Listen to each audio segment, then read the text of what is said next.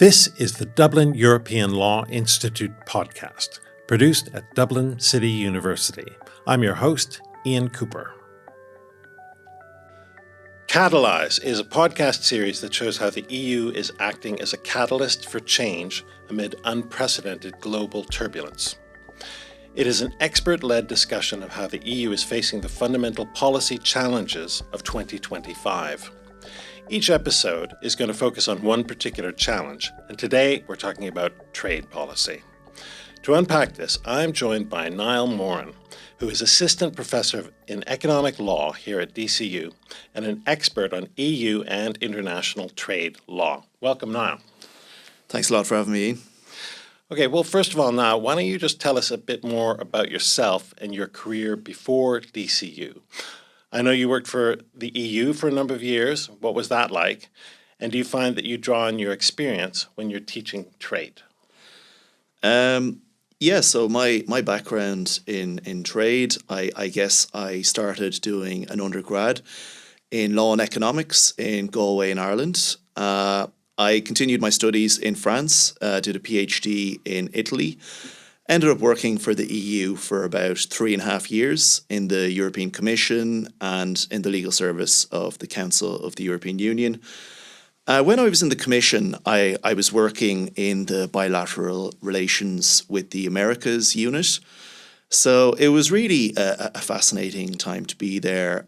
We were working on a lot of trade negotiations. I think, to be there when TTIP was being negotiated, CETA was being finalised, Mercosur also being negotiated, and a lot of enforcement activities going on as well as trade disputes that we were involved in.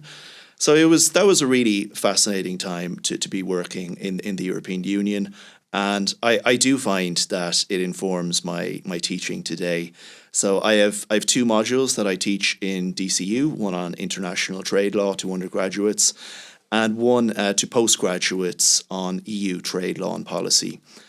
And in both modules, I do have a component of the course that is a trade negotiation, where I try to simulate what it was like being in the room. Sometimes, based on the length of the module, it might just be a single class, and sometimes I've done it over multiple classes where we do the negotiation. So I try to bring that experience that I had into the classroom. But that's basically my background, how I came into trade. Okay, that's really interesting, and I welcome you to kind of, as we go along, compare those days when there was a more amicable relationship between the US and the EU to nowadays.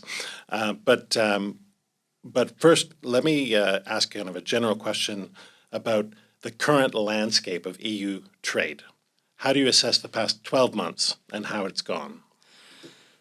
Yeah, it's been a time with a lot of change. So, Commission President von der Leyen has begun her second mandate. And with DELI and the Brexit Institute, we've written a few recaps of what's happened. In the previous 5-year term, I said that there was a lot more kind of action in the area of trade defence instruments compared to the conclusion of free trade agreements. I think we've seen since January that there has been a lot of movement to get a lot of these big trade agreements over the line. Mercosur, the conclusion of an agreement with Indonesia, an updated framework with Mexico. So that has been a really positive developments over the since the start of the year. Of course, we've also seen friction in other areas, which I'm sure we're going to get to. But I do welcome this at the start of the mandate, the level of ambition that we have seen. And I think that, this has been a sign of the EU listening to business. Okay, and let me follow it up just with another general question. What do you think the priorities should be for EU trade over the coming years? The priorities for the EU, it is a very unstable trading environment at the minute, the global landscape. At the WTO, we see that reform discussions around dispute settlement have been paused for the next 3 or so years. So I think there is an element of making sure that we don't regress in these areas. And that is a challenge when you're dealing with the Trump administration and the United States. We've seen with the Turnberry Agreement, there is an element of going back on long cherished principles of the EU. So, remaining steadfast against that is something that I would prioritise. But really, it is the time for the EU to be looking to expand its network of free trade agreements around the world, to explore possible alternatives, build on the WTO framework where possible, but realistically with the consensus requirement, concluding an ambitious agenda might be difficult over the next few years. So we've heard that there's going to be talks with CPTPP coming up towards the end of this year. And we really need to build on those trade agreements that I have mentioned. And so I think that's where the priority should be over the next few years. Right. And I'm going to come back to Trump and Turnberry and the WTO in a moment. But while I have you here, and since you are our resident expert on EU trade, can I ask a really basic question for our listeners? And that is, what are the powers of the EU when it comes to trade policy? So who is in charge of trade? Is it the EU or is it the member states? So as is well known, trade is an exclusive competence of the EU. Article 3 TFEU, the Treaty on the Functioning of the European Union. Of course, the Commission negotiates on behalf of the trade agreements on behalf of the member states. But as you say, there is very much a balance here. So the Commission meets the member states often on the weekly basis at the Trade Policy Committee. I attended many meetings of this committee for the few years that I was working for the EU. And the member states are not shy about saying, the exact outcomes they want in a particular negotiation, what their red lines are, when they will veto an agreement going through. But it is the Commission that negotiates, and member states cannot do this on their own, even if they receive correspondence from the White House. It is very much a competence of Brussels. And of course, we have to mention the European Parliament as well, which is the third pillar of this, and they have to give the thumbs up to every trade agreement, basically, as well. Right. So. On paper, the Commission has the power to negotiate, but it's kind of kept on a short leash by the member states and by the European Parliament. Of course, in line with the democratic principles, every trade agreement has to pass Council by a qualified majority, and the European Parliament has a final say in it as well. So these are the necessary checks, but of course a lot of it does revolve around dealing with the Commission, and I found it very interesting when I was there. That constant need to be informed by the 27 member states, as well as listening to the needs of business in terms of what they need, what the most pressing needs are for outcomes from a trade agreement, and also civil society. So the Commission is constantly meeting with these various groups.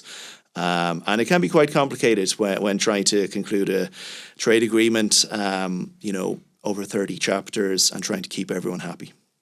Right. Okay. Well, that's actually really interesting, and thank you for that insider's perspective. So now let's turn to this trade deal, in inverted commas, between the EU and the UK that was announced over the summer, the so-called Turnberry Agreement, which was signed with Donald Trump at his golf course in Scotland. What is your assessment of that agreement for the interests of the EU? It was an extraordinary moment for EU trade, and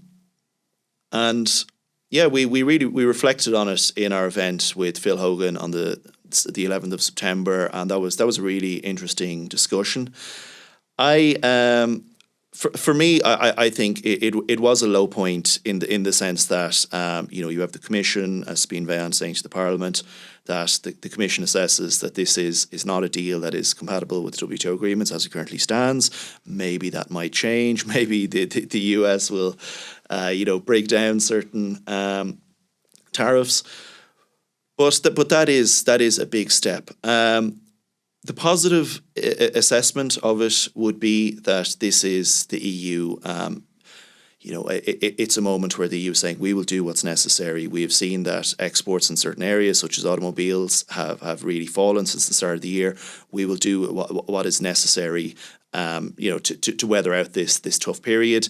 So there was a sense of real pragmatism to it, even though it conflicts with our WTO compatibility, things like that. The more negative assessment is the idea that it enshrines a power-based era, and indeed we saw the US administration pointing to this as evidence of a new era for trade. So in a power-based era, I think this is one that the EU has to avoid giving credence to at all costs, basically, and perhaps we can. Perhaps we can build on this pragmatism, but we need to avoid further entrenching any move towards a power-based order. The EU thrives in a rules-based setting, as we saw, for instance, with Brexit. But I think a key difference in this outcome is that there wasn't that level of unity in the EU around having a trade war with the US, basically. For economic reasons, you have capitals like Dublin and Berlin that really can't countenance this. But more importantly, on the eastern flank, you have the Baltic countries or some of the Nordics, where really the price to pay was small enough for us to have this as a grounds for further discussion with the United States. So all in all, I think there is that pragmatism may well have been needed, but that we need to be very careful about any move in a direction towards consolidating a power-based system. And I guess my quick follow-up to that is, how much was Ukraine? How much did Ukraine figure into that? Like wanting to maintain U.S. support for Ukraine, even though that was not on the table at Turnberry at all. That was not part of the discussion, but that was in the background. I think it was decisive. I think when the EU moves, it can be very strong, but that requires unity. And with the US, there was no appetite. Where the line would be in terms of what would be needed for us to start a trade war with the US is an interesting question. But it was felt that it was certainly short of that ahead of Turnberry, and yeah, I understand it. Security, the relationship between trade and security hasn't been closer in many decades. It used to be there very much in the background, but now that is certainly evidence of how it informs one decision. Okay, and I've got a related question about Turnberry. Obviously, we're here in Ireland, and Ireland has a particular kind of point of view on these questions. It has a very open economy that's dependent on trade with the US. So what's the effect of this deal, if we can call it a deal, and more generally the actions of the second Trump administration on Ireland? The deal itself, it brings stability, which is good for Ireland. Ireland is an economy that is massively dependent on foreign direct investment and US multinationals in particular. So keeping that relationship as smooth as possible is an absolute priority for Ireland. So it is positive in that sense. We are, as a small open economy, we also, as much as the EU, thrive in a rules-based setting. So that is it is good in that sense. The administration, with this possible confrontation between the two powers, that is of course negative for Ireland, and I think Ireland has played a positive role in trying to bring the two sides together. So really, I think it is interesting because, on the one hand, our economy is so exposed to these potential shockwaves and frictions in economic relations. But on the other side of it, we do have to have these discussions around, at what point does Ireland, team up with the likes of France in the Council and say, we need to consider invoking the anti-coercion instrument here. in our dealings with a whole host of situations and countries. But just because we do have this dependence, I don't think that means that our position should be a given. And we need to look at the evidence. We need to look at things like the anti-coercion instrument, and be very much have an objective voice on these things and show solidarity with our European partners. Okay, so then that brings me to my next question. So you mentioned the anti-coercion instrument.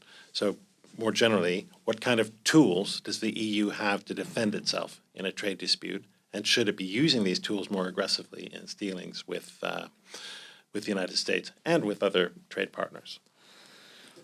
First and foremost, I would say it's really upholding our rights as part of the multilateral trading system.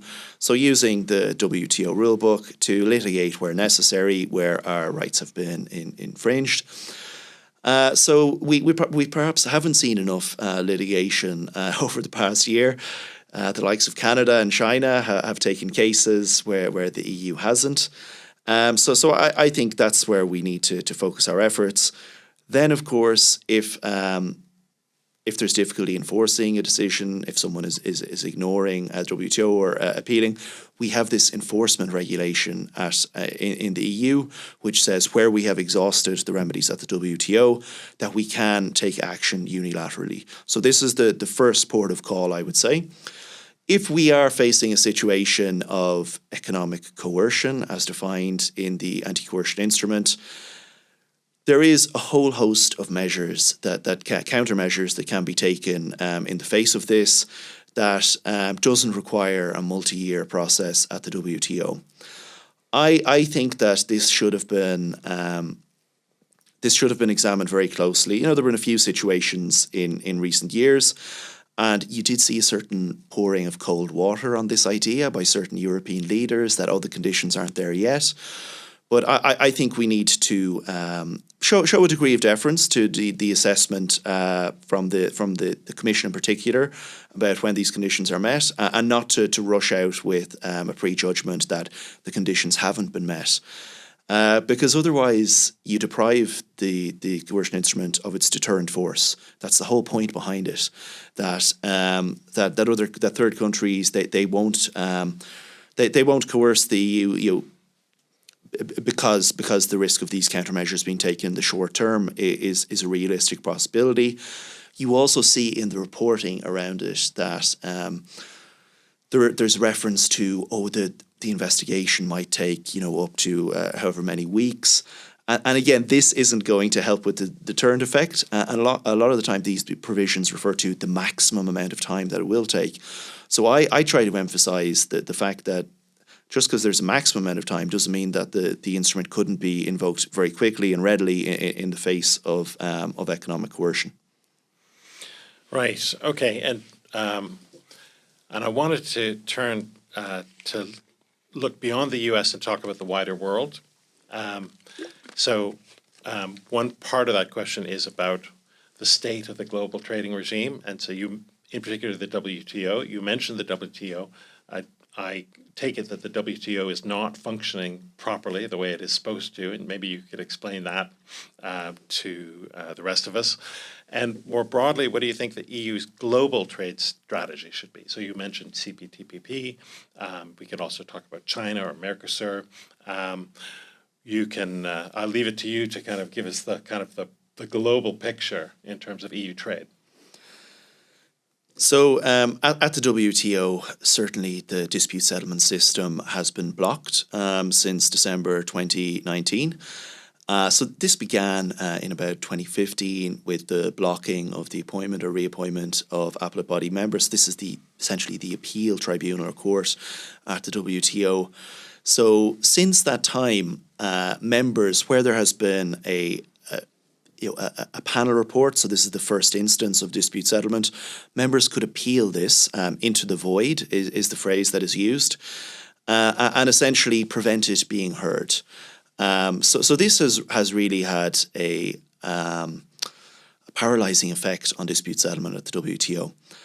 One of the extremely positive steps that the EU has taken was to institute this MPIA, so a multi-party interim arbitration agreement, 57 members have signed up so far. About 60% of global trade is covered by this.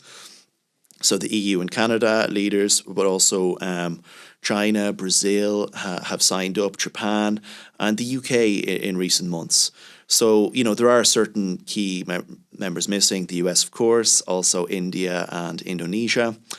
But what this does is it ensures binding dispute settlement among this core 57 members. So we've seen litigation and outcomes between the EU and China. So it is agreed in advance that this two-tier of dispute settlement will go ahead for these members. And that is really crucial for the international trading system. And really more and more members, I think, need to get on board. We're now kind of 5 years in at least. But a lot of the missing countries are some of the developing and least developed countries. So I would be hopeful that more will get on board in the years to come. With frustration at the multilateral, at the WTO level, there is this increasing trend towards regionalism. So this is the EU's kind of the global trade agenda that you might have been referring to. And we are seeing increasingly disputes being taken under regional trade agreements. So close to zero up till about 2015, maybe a couple of cases taken on areas that were outside of WTO competencies, such as in the area of labour disputes. But really, 2015 to 2020, we refer to it in my recent book with Giorgio Sacerdoti, that there were about 10 cases from 2015 to 2019.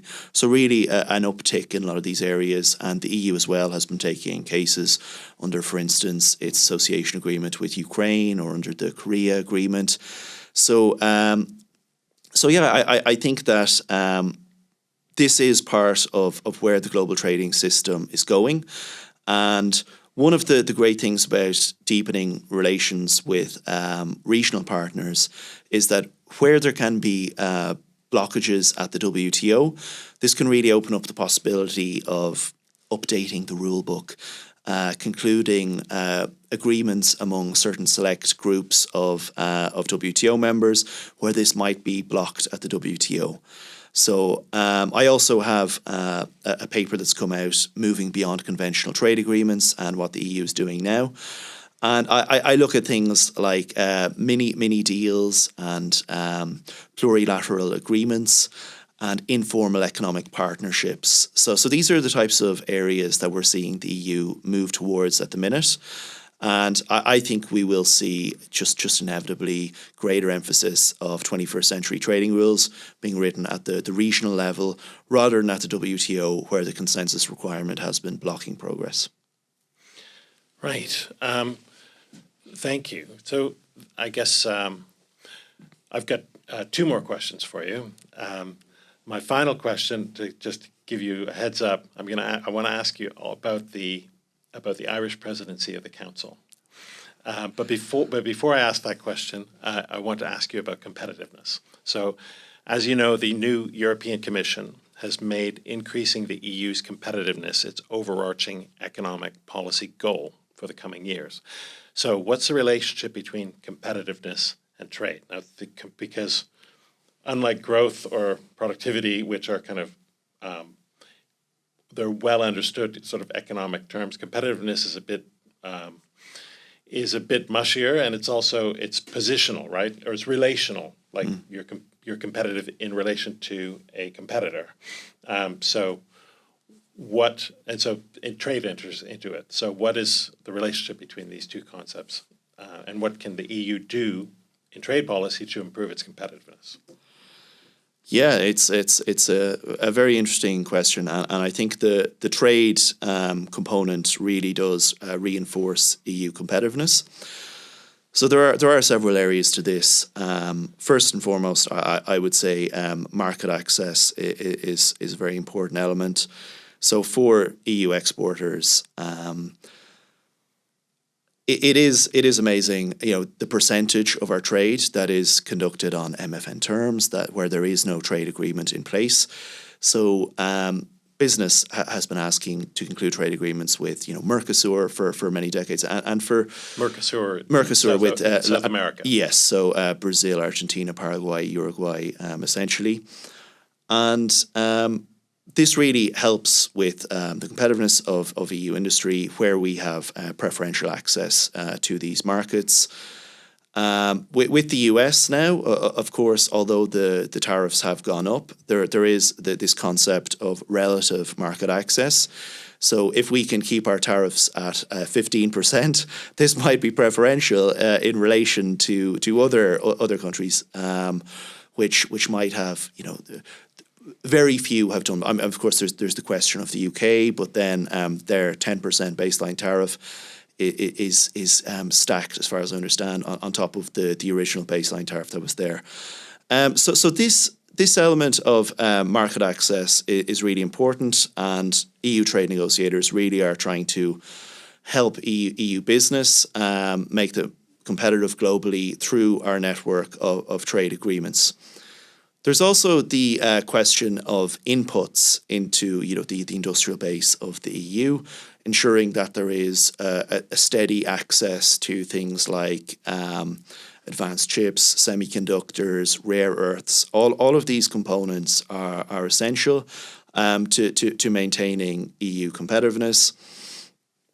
Then when we get to areas like the simplification agenda in the EU at the minute. So there is a whole host of legislation in the areas of trade defence instruments that helps to make sure that EU industry isn't being undercut, either through dumping or by goods that are subsidised in the foreign subsidies regulation is a big element of that. But also making sure that elements of this legislative toolbox don't overly weigh on EU business. So we've seen this with the simplification agenda, that the regulatory burden is trying to be lightened on EU industry. Right. Thanks. That's a really nice kind of overview, pretty comprehensive kind of view of the issues. And that kind of brings me to my final question, which is about next year. So, as you know, Ireland will hold the presidency of the Council of the European Union in the second half of 2026. Now, we can debate about that's an institution which gives the government that holds it gives them they chair a lot of meetings. They have a role in shepherding legislation and kind of agenda setting, and there will be a lot of summits, especially the European Political Community Summit will happen in Ireland in the second half of next year, and so it's kind of a big deal. So I guess, what do you think? Does it provide an opportunity for Ireland specifically to kind of advance? Not Ireland's interest so much as Ireland's view of what the European Union's role should be in the world, like especially from a trading perspective. 100%. This is an opportunity for Ireland to keep openness and competitiveness and these key Irish concerns at the heart of the EU agenda in trade, in competition law, but across the board. So it was a point that I mentioned earlier in relation to the last 5 years, how there was more of an emphasis on the trade defence toolbox. And in terms of trade agreements, we really only saw the New Zealand trade agreement, the Chile agreement that got over the line. We're talking about 30 million people. So I think those more open trading nations such as Ireland, Germany and the Nordic countries, it really is a great moment for Ireland to keep this momentum up that we've seen in the first 10 or so months of the new Commission, and to push that forward and to make sure that the areas of trade policy that we want to see advanced are to the fore for that 6-month period. So it should be an interesting time for us here at DELI as well. Hopefully, plenty to do. Lots to keep our eye on. Yeah. So I guess thank you. You've given us a really great round-the-world tour of EU trade policy. Nothing left for me to do but just thank you for coming in and thank you for this conversation. Thanks a lot, Ian. It's been a pleasure.